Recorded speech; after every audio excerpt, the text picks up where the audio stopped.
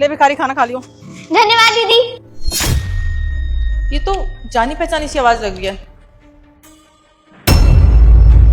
Sophia बेटा इस हालत में?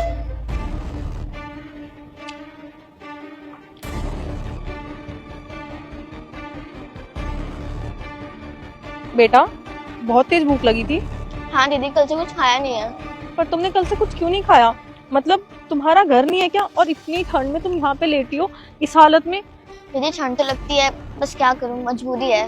लेकिन बेटा ऐसी भी क्या मजबूरी, जब मम्मी पापा है तो तुम घर जाओ ना, उनके साथ रहो, वो तुम्हारा ध्यान रखेंगे। अरे नहीं नहीं दीदी, मम्मी पापा तो हैं, बहुत लंबी कहानी है, आप जानकर क्या ही करोगी। बेटा प्लीज मुझे बताओ, मुझे तुम्हें इस हालत में देख के बिल्कुल अच्छा नहीं लग रहा।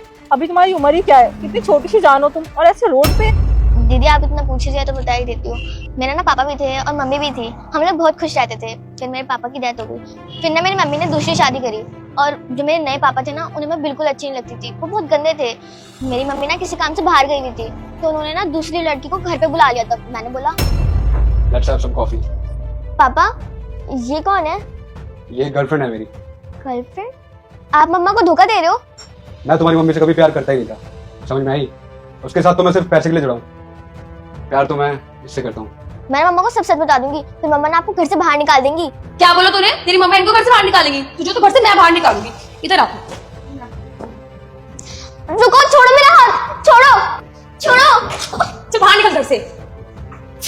तो बस उन्होंने मुझे घर से बाहर निकाल दिया, इसलिए मैं यहाँ रहती हूँ। कोई आके खाना दे जाता है तो मैं खा लेती हूँ, नहीं तो पूरे दिन भूखा ही रहना पड़ता है।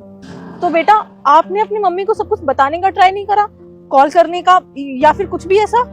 नहीं दीदी, मैंने बताने की तो बहुत कोशिश करी थी, लेकिन जब तक बहुत देर हो चुकी थी, उन्होंने मुझे घर से निकाल दिया था। मैं चाहती हूँ कि मुझे मेरी मम्मी दोबारा मिल जाए, फिर मैं उनके साथ ही रहूंगी। और दीदी अब तो मैं कुछ कर भी नहीं सकती, और ना ही मेरे पास फोन है, ना ही मुझे मम्मी का नंबर पता। मम्मी किसी काम से बाहर गए हुए हैं ना, इस वजह से। अच्छा तो आप चाहते हो आपकी मम्मी वापस आ जाए? अगर आपकी मम्मी वापस आ जाएगी सब कुछ ठीक हो जाएगा ना? हाँ दीदी, सब कुछ ठीक हो जाएगा, और मुझे ना बहुत खुशी भी होगी कि मेरी मम्मी वापस आ गई। फिर मैं उन्हें सब सच बता दूंगी। तभी ये मैडम कहती है, बेटा कुछ भी सच बताने की जरूरत नहीं है, तुम्हारी मम्मा सब कुछ सुन लिया है, अब तुम्हें ऐसे रोड पर सोने की जरूरत नहीं है। मुझे तो यकीन ही नहीं होता कि तुम्हारे साथ ऐसा कर सकता है।